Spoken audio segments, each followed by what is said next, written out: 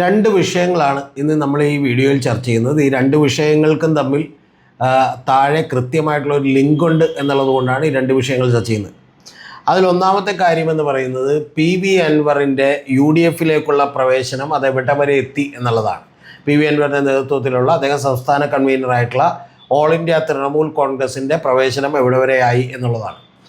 രണ്ടാമത്തത് വെള്ളാപ്പള്ളി നടേശനും തുഷാർ വെള്ളാപ്പള്ളിയും ഒക്കെ എടുക്കുന്ന ഒരു സ്റ്റാൻഡാണ്. വെള്ളാപ്പള്ളി പറഞ്ഞിട്ടുള്ളത് ഈഴവ വിഭാഗത്തിൻ്റെ പിന്തുണയില്ലാതെ ഒരാൾക്കും 2026 അധികാരത്തിലെത്താൻ കഴിയില്ല എന്നാണ്. അത് കറക്റ്റാണ്. കാരണം അവർക്ക് 30% വോട്ടുണ്ട്, അല്ലെങ്കിൽ 30% പ്രബലമായിട്ടുള്ള ഒരു വിഭാഗമാണ്. രണ്ടാമത്തെ കാര്യമെന്ന് പറയുന്നത് തുഷാർ വെള്ളാപ്പള്ളി നടത്തിയിട്ടുള്ള ചില വെളിപ്പെടുത്തലുകളാണ്. അപ്പോൾ അതിലേക്ക് നമുക്ക് അവസാനം വരാം. കൃത്യമായി രണ്ട് വിഷയങ്ങളും തമ്മിലുള്ള ലിങ്ക് നിങ്ങൾക്ക് ഏറ്റവും അവസാനം കേൾക്കുമ്പോൾ മനസ്സിലാവും. യഥാർത്ഥത്തിൽ കോൺഗ്രസ്സിന് അല്ലെങ്കിൽ മുസ്ലിം ലീഗിന് UDFന് PV അൻവറിനെ എടുക്കാതെ വേറെ തരമില്ല എന്നുള്ളതാണ് വാസ്തവം. എടുക്കാതിരിക്കാൻ കഴിയില്ല.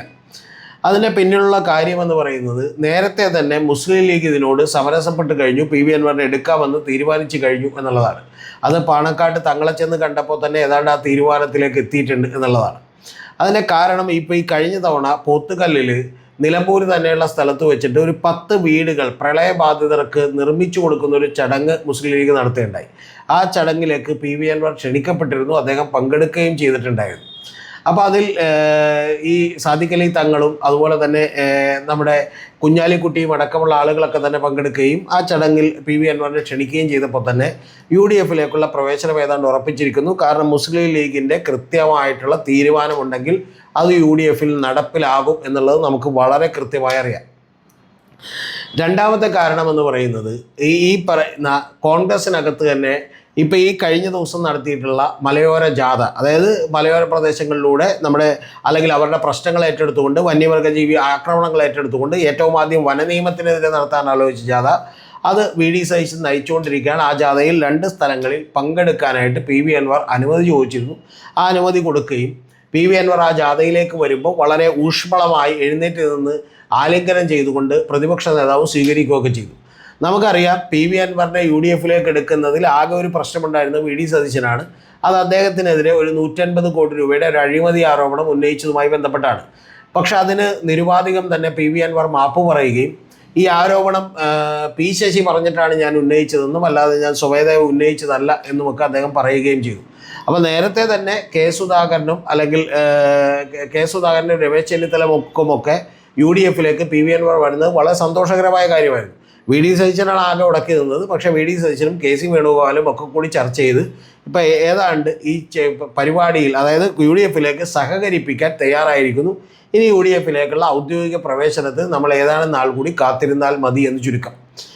ഇതിലേക്ക് UDFന് നിർബന്ധിക്കപ്പെട്ട ചില കാര്യങ്ങൾ കൂടിയുണ്ട്. അതിലൊന്നാമത്തെ കാര്യമെന്ന് പറയുന്നത് PV അൻവർ ഉയർത്തുന്ന ചില മുദ്രാവാക്യങ്ങളാണ്. അത് പിണറായി വിജയൻ സർക്കാരിൻ്റെ അകത്തുള്ള പോലീസ് സേന തന്നെ അങ്ങേയറ്റം സംഘിവൽക്കരിക്കപ്പെട്ടിരിക്കുന്നുവെന്നും അതുകൊണ്ട് തന്നെ ഈ ന്യൂനപക്ഷ വിരുദ്ധമായിട്ടുള്ള ചില പ്രവർത്തനങ്ങളാണ് ആ സേനയിൽ നിന്നുണ്ടാകുന്നതെന്നും പിണറായി വിജയനും CPMും തന്നെ മലപ്പുറത്തെയും മുസ്ലിം സമുദായത്തെയും തന്നെ തീവ്രവാദികളായി മുദ്രകുത്താൻ ശ്രമിക്കുന്നുവെന്നും പറയുമ്പോൾ ആ വിഭാഗത്തിൻ്റെ അടക്കമുള്ള വലിയ പിന്തുണ കൂടി PV അൻവറിന് കിട്ടുന്നു. സ്വാഭാവികമായിട്ടും അത് കണ്ടില്ലെന്ന് വെക്കാനായിട്ട് UDFനോ മുസ്ലിം ലീഗിനോ കഴിയില്ല. കാരണം നേരത്തെ മുതൽ തന്നെ UDF എപ്പോഴൊക്കെ ജയിച്ചിട്ടുണ്ടോ അപ്പോഴെല്ലാം തന്നെ മുസ്ലിം ക്രിസ്ത്യൻ പറയുന്ന പോലെ നായർ കോമ്പിനേഷനുകളെല്ലാം കൃത്യമായി വർക്ക് ചെയ്തിട്ടാണ് അത് ജയിച്ചിട്ടുള്ളത്. അപ്പോൾ അതുകൊണ്ട് തന്നെ ആ കോമ്പിനേഷനെ വേണ്ടെന്ന് വെക്കാൻ കഴിയില്ല. ഇതാണ് ഒരു കാര്യം. രണ്ടാമത്തെ ഏറ്റവും പ്രധാനപ്പെട്ട മുദ്രാവാക്യം PV അൻവർ ഉയർത്തിയിട്ടുള്ളത് ഏതാണ്ട് 30, 35, 40% വരുന്ന നിലമ്പൂരിലടക്കം വരുന്ന ഒരു മലയോര കർഷക മേഖലയിൽ വന്യജീവികളുമൊക്കെ ആയിട്ട് അല്ലെങ്കിൽ വനമേഖലയുമായിട്ട് അടുത്ത് താമസിക്കുന്ന കുടിയേറ്റ കർഷകർ, അവരിൽ മഹാഭൂരിപക്ഷവും തന്നെ ക്രിസ്ത്യൻസാണ്. ആ ക്രിസ്ത്യൻ മതവിഭാഗത്തെയും വേണ്ടെന്ന് വെക്കാൻ കഴിയില്ല. കാരണം അവരുടെ വലിയ പിന്തുണ ഇതിനകം തന്നെ PV അൻവർ ആർജിച്ചു കഴിഞ്ഞിട്ടുണ്ട്. അതുകൊണ്ട് തന്നെ തലശ്ശേരി ബിഷപ്പടക്കം പല ബിഷപ്പുമാരുമായി വലിയ ബന്ധം PV അൻവറിനുണ്ടായിട്ടുണ്ട്. ഈ വനനിയമം തന്നെ ഇല്ലാതായതിൽ PV അൻവറിന് ഒരു ക്രെഡിറ്റ് കൊടുക്കാൻ അവരൊക്കെ തന്നെ തയ്യാറാകുന്നു. ഈ 2 പ്രശ്നങ്ങളും UDFന് കാണാതിരിക്കാൻ കഴിയില്ല എന്നുള്ളതാണ് ഒന്ന്. മൂന്നാമത്തെ ഏറ്റവും പ്രധാനപ്പെട്ട പ്രശ്നം പിണറായി വിജയൻ എന്ന് പറയുന്ന ഒരു കൾട്ട് ഫിഗർ ഇപ്പുറത്ത് നിൽക്കുന്നു. അദ്ദേഹത്തിനെതിരെയാണ് ആക്രമണം ഘടിപ്പിക്കേണ്ടത്. പക്ഷെ അത് മുസ്ലിം ലീഗോ PK കുഞ്ഞാലിക്കുട്ടിയോ ഒന്നും ഒരിക്കലും തയ്യാറല്ല എന്ന് മാത്രമല്ല വി.ഡി. സതീശൻ പോലും നിയമസഭക്കകത്ത് മാത്രമാണ് ആക്രമണം ഘടിപ്പിക്കുന്നതെങ്കിൽ നിയമസഭക്ക് അകത്തും പുറത്തുമൊക്കെ തന്നെ പിണറായി വിജയനെതിരെയും പിണറായിസത്തിനെതിരെയുമുള്ള വലിയ ആക്രമണത്തിന് കുന്തമുനയാക്കാൻ UDFന് പറ്റുന്ന ഒരാളായി PV അൻവർ മാറിയിരിക്കുന്നു. അത് PV അൻവർ കഴിഞ്ഞ പ്രസംഗത്തിൽ തെളിയിച്ചിരിക്കുന്നു. അദ്ദേഹം പറഞ്ഞത് പിണറായിസത്തിൻ്റെ ശവക്കല്ലറയിൽ അടിക്കുന്ന അവസാനത്തെ ആണിയായിരിക്കും നിലമ്പൂർ ഉപതെരഞ്ഞെടുപ്പ് എന്നുള്ളതാണ്. ഇത് മൂന്നുമാണ് ഏറ്റവും പ്രധാനപ്പെട്ട കാര്യങ്ങളെങ്കിൽ നാലാമത്തെ കാര്യം, നിലമ്പൂർ ഉപതെരഞ്ഞെടുപ്പിൽ ജയം UDFന് വളരെ വളരെ അനിവാര്യമാണ് എന്ന് നമുക്കറിയാം. ഏറ്റവും അവസാനത്തെ ഉപതെരഞ്ഞെടുപ്പ് എന്നുള്ള നിലക്ക് തീർച്ചയായിട്ടും അത് വളരെ അനിവാര്യമാണ്. അടുത്ത അവിടെ 2026 ചൂണ്ടുപലകയാകും. അത് സംഭവിക്കുക ഇവിടെ തദ്ദേശ സ്വയംഭരണ തെരഞ്ഞെടുപ്പ് വരുന്നുണ്ട്. ആ തെരഞ്ഞെടുപ്പിനോടൊപ്പമായിരിക്കും ഇത് സംഭവിക്കുക.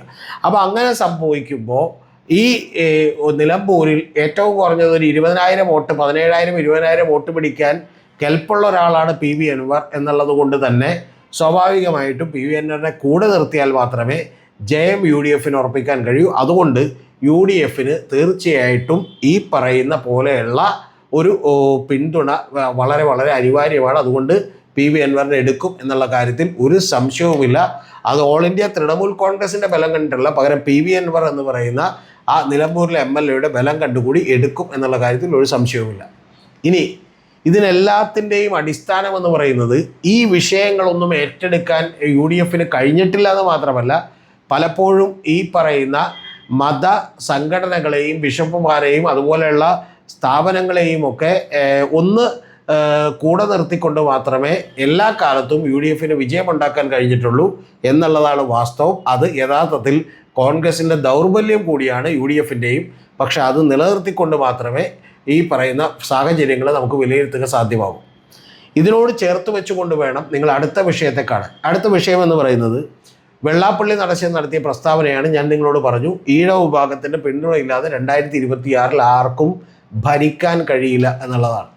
രണ്ടാമത്തെ പ്രശ്നം അദ്ദേഹം പറയുന്നത്, തുഷാർ വെള്ളാപ്പള്ളി പറയുന്ന വെളിപ്പെടുത്തൽ എന്ന് പറയുന്നത് അദ്ദേഹത്തിന് കേന്ദ്രമന്ത്രി പദവും അതുപോലെ MP സ്ഥാനവും ഒക്കെ ഓഫർ ചെയ്യപ്പെട്ടിരുന്നുവെന്നും മറ്റ് സംസ്ഥാനങ്ങളിൽ നിന്ന് രാജ്യസഭ MP ആക്കിക്കൊണ്ട് കേന്ദ്രമന്ത്രിയാക്കാമെന്ന് പറഞ്ഞിരുന്നുവെന്നും പക്ഷേ വ്യക്തിപരമായും ബിസിനസ്സിലുമൊക്കെ ചില തിരക്കുകളുള്ളതുകൊണ്ട് അത് വേണ്ട എന്ന് പറഞ്ഞുവെന്നുമാണ്. ഇത് പറയുമ്പോൾ നമ്മൾ ഒരു കാര്യം ആലോചിക്കണം. BDJS എന്ന് പറയുന്നൊരു പാർട്ടി SNDP ഉണ്ടായിട്ട് അത് വളർന്നിട്ടില്ല എന്നുള്ളത് നമുക്കറിയാം. ഏറ്റവും ആദ്യത്തെ തെരഞ്ഞെടുപ്പിൽ ഏതാണ്ട് 3.5-4% വോട്ട് പിടിച്ചു. പക്ഷേ പിന്നത്തെ തെരഞ്ഞെടുപ്പുകളിലേക്ക് അതിനേക്കാൾ കുറവ് വോട്ടുകളിലേക്കാണ് BDJS എത്തിയത്. പക്ഷേ എന്നിട്ടും BDJSൻ്റെ ഒരു ചെയർമാന് ഇത്തരത്തിൽ വലിയ ഓഫറുകൾ കൊടുക്കാൻ BJP പ്രേരിപ്പിക്കുന്നത് എന്താണ് എന്നുള്ളത് നിങ്ങൾ കൃത്യമായി അറിയേണ്ട ഒരു കാര്യമാണ്. അതിൻ്റെ പ്രധാനപ്പെട്ട കാര്യം BDJS വളരുക എന്നുള്ളതല്ല BJPയുടെ അജണ്ട. BJPയുടെ അജണ്ട BJPയെ വളർത്താൻ സഹായിക്കുന്ന കൃത്യമായിട്ടുള്ളൊരു പാലമായി SNDPയും BDJSും ഒക്കെ നിൽക്കണം. അതിനു വേണ്ടിയാണ് അവർ ഇത്ര വലിയ ഓഫറുകൾ കൊടുത്തിട്ടുള്ളതും മറ്റു പല സൗകര്യങ്ങൾ ചെയ്തു കൊടുക്കുന്നതും. അത് യഥാർത്ഥത്തിൽ SNDP മാത്രമല്ല, NSSൻ്റെ സുകുമാരൻ നായർ സാർ അടക്കമുള്ള പല ആളുകളും, വെള്ളാപ്പള്ളിയും സുകുമാരൻ നായരും അടക്കമുള്ള ആളുകളൊക്കെ തന്നെ ഇത്തരത്തിൽ നിലപാടുകൾ സ്വീകരിച്ചുകൊണ്ട് ഇവിടെ BJPയെ വളർത്തിക്കൊണ്ടിരിക്കുകയാണ്. പക്ഷേ ഈ BJPയെ വളർത്തുന്ന ഇത്തരത്തിലുള്ള സമുദായ സംഘടനാ നേതാക്കന്മാരെയും ഞാൻ നേരത്തെ പറഞ്ഞ ബിഷപ്പുമാരെയും മുസ്ലിം നേതാക്കന്മാരെയും ഒക്കെ തന്നെ തുറന്നെതിർക്കാൻ ഉള്ള ശക്തി കോൺഗ്രസിനും CPMനും ഒക്കെ നഷ്ടപ്പെട്ടിരിക്കുന്നു. അതുകൊണ്ട് സ്വന്തം കാലിൻ്റെ അടിയിലെ മണ്ണ് ഒലിച്ചു പോയിക്കൊണ്ടിരിക്കുകയാണെന്ന് അവർ മനസ്സിലാക്കുന്നില്ല. വെള്ളാപ്പള്ളി നടേശനൊക്കെ എടുക്കുന്ന തന്ത്രം എന്താണ്? ആ തന്ത്രം പാർലമെൻറ്റ് തെരഞ്ഞെടുപ്പ് വരുമ്പോൾ കൃത്യമായിട്ട് അദ്ദേഹത്തിൻ്റെ ഭാര്യയും മകനും അടക്കമുള്ള എല്ലാ ആളുകളും തന്നെ BJPക്ക് വേണ്ടി പ്രചരണത്തിനിണങ്ങും, വോട്ട് പിടിക്കും. അവിടെ അവർ കൃത്യമായി BJPക്കൊപ്പമാണ്. സംസ്ഥാന ഭരണത്തിൻ്റെ കാര്യത്തിലേക്ക് വരുമ്പോൾ അവർ സംസ്ഥാനത്ത് ഇരിക്കുന്ന LDFനോടൊപ്പമാണ് നിൽക്കുക. ഇനി എങ്ങാനും UDF എങ്ങാനും അധികാരത്തിൽ വന്നാൽ നമുക്കറിയാം രമേശ് ചെന്നിത്തലക്ക് ഒരു വലിയ പോർട്ട്ഫോളിയോ ഉണ്ടാവും. മുഖ്യമന്ത്രി ഒന്നും ആയില്ലെങ്കിൽ പോലും വലിയ പോർട്ട്ഫോളിയോ കൊടുക്കേണ്ടി വരും. അങ്ങനെ പോർട്ട്ഫോളിയോ കൊടുത്തിട്ടുണ്ടെങ്കിൽ അദ്ദേഹത്തെ ഉപയോഗിച്ചുകൊണ്ടും കാര്യങ്ങൾ നടത്തുക, അതിനുവേണ്ടി രമേശ് ചെന്നിത്തലയെ കൂടി സപ്പോർട്ട് ചെയ്യുക എന്ന് പറഞ്ഞാൽ സ്വന്തം കാര്യവും സ്വന്തം ബിസിനസ്സും എല്ലാം കൃത്യമായി നടക്കുകയും അതോടൊപ്പം തന്നെ അടിയിലൂടെ BJPയെ രാഷ്ട്രീയത്തെ സപ്പോർട്ട് ചെയ്യുകയും അവർക്കുള്ള ഒരു മണ്ണ് സൃഷ്ടിച്ചു കൊണ്ടിരിക്കുകയും ചെയ്യുക എന്നുള്ളതാണ്. ഇതിനെ പ്രതിരോധിക്കാൻ യഥാർത്ഥത്തിൽ കോൺഗ്രസും അതുപോലെ തന്നെ CPMും ഒക്കെ വെള്ളാപ്പള്ളി നടേശനടക്കം സുകുമാരൻ നായരടക്കമുള്ള ആളുകളൊക്കെ തുറന്ന് എതിർക്കേണ്ടതാണ്. പക്ഷെ അത് എതിർക്കാനുള്ള ശക്തിയില്ലാത്ത രീതിയിലുള്ള ഒരു സാംസ്കാരിക പരിസരം നമ്മുടെ കേരളത്തിൽ സംജാതമായിരിക്കുന്നു. കാരണം ഈ മത സമുദായ നേതാക്കന്മാർക്കെല്ലാം വലിയ പ്രസക്തി ഉണ്ടായിരിക്കുന്നു.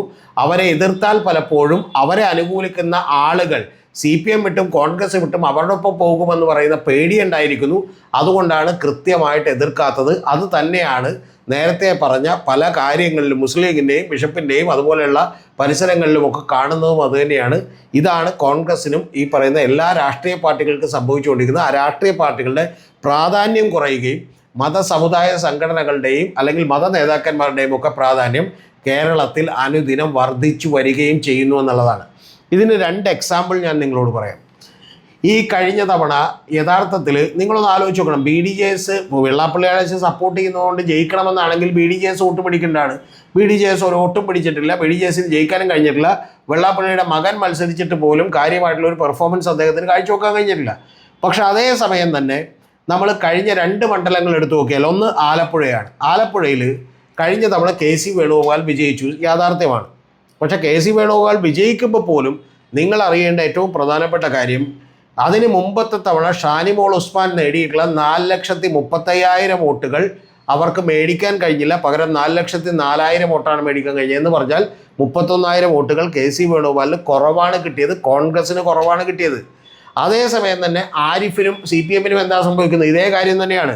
4,46,000 വോട്ടുകൾ മേടിച്ചാണ് കഴിഞ്ഞ തവണ ഷാനിമോൾ ഉസ്മാനെ പരാജയപ്പെടുത്തിയത് ആരിഫെങ്കിൽ, നിങ്ങൾ അറിയേണ്ടത് ഇത്തവണ കിട്ടിയിട്ടുള്ളത്, ആരിഫിന് കഴിഞ്ഞ തവണ 2024 കിട്ടിയിട്ടുള്ളത് വെറും 3,41,000 വോട്ടാണ്. എന്ന് പറഞ്ഞാൽ ഏതാണ്ട് 1,05,000 വോട്ടുകൾ കുറഞ്ഞു ആരിഫിന് എന്ന് നിങ്ങൾ മനസ്സിലാക്കണം. 1,05,000 വോട്ടുകൾ ആരിഫിനും 35,000 വോട്ടുകൾ 30,000 വോട്ടുകൾ 31,000 വോട്ടുകൾ ഈ പറയുന്ന കോൺഗ്രസിനും കുറയുമ്പോൾ, അതേ സമയം തന്നെ 1,87,000 വോട്ടുകൾ രാധാകൃഷ്ണൻ പിടിച്ചിട്ടുള്ള വോട്ടുകൾ കഴിഞ്ഞ തവണ BJP പിടിച്ചിട്ടുള്ള വോട്ടുകൾക്ക് പകരം BJP ഇത്തവണ പിടിക്കുന്നത് 3 ലക്ഷം വോട്ടുകളാണ്. എന്ന് പറഞ്ഞാൽ 1,13,000 വോട്ടുകൾ BJPയുടെ ശോഭാ സുരേന്ദ്രന് കൂടുതൽ കിട്ടിയിരിക്കുന്നു. അതായത് കോൺഗ്രസിനും CPMനും ഒരുപോലെ വോട്ടുകൾ കുറയുമ്പോൾ 31,000-ഉം 1,05,000-ഉം കുറയുമ്പോൾ 1,13,000 വോട്ടുകൾ BJPക്ക് കൂടുന്നു എന്ന യാഥാർത്ഥ്യം നിങ്ങൾ മനസ്സിലാക്കണം. ഈ മണ്ണൊരുക്കലാണ് NSSും SNDPയും ഒക്കെ നടത്തിക്കൊണ്ടിരിക്കുന്നത്. SNDP പലപ്പോഴും പറഞ്ഞുകൊണ്ടിരിക്കുന്ന വാചകം എന്താണ്? നിങ്ങൾ ഈഴവരെ പാർട്ടികളിലുണ്ട്, പക്ഷെ അവരെ ഉപയോഗിക്കുന്നത് രക്തസാക്ഷികളാകാനും നിങ്ങൾക്ക് ചവിട്ടുപടിയാകാനും വേണ്ടിയിട്ടാണ്. ഞങ്ങളുടെ എത്ര സമുദായ അംഗങ്ങളാണ് നിങ്ങൾക്ക് വേണ്ടി രക്തസാക്ഷിയായിട്ടുള്ളതെന്ന് ചോദിക്കുമ്പോൾ അത് CPMന് ഏൽക്കുന്ന കുത്താണ്. ഇതുപോലെ തന്നെയാണ് കോൺഗ്രസിന് ഏൽക്കുന്ന കുത്താണ്. അതുപോലെ തന്നെയാണ് നിങ്ങൾ അറിയേണ്ടത് തിരിച്ച് സുകുമാരൻ നായർ ചോദിക്കുന്നത്. സച്ചിദാനന്ദ സ്വാമികൾ ഷട്ടൂരാതെ അമ്പലത്തിൽ കയറണം എന്ന് പറഞ്ഞു. ഷട്ടൂരേണ്ട ആവശ്യമില്ല, അത് തെറ്റായിട്ടുള്ള ഒരു ആചാരമാണെന്ന് പറഞ്ഞു. അതിനെ പിന്തുണക്കുക മാത്രമാണ് മുഖ്യമന്ത്രി പിണറായി വിജയൻ ചെയ്തത്.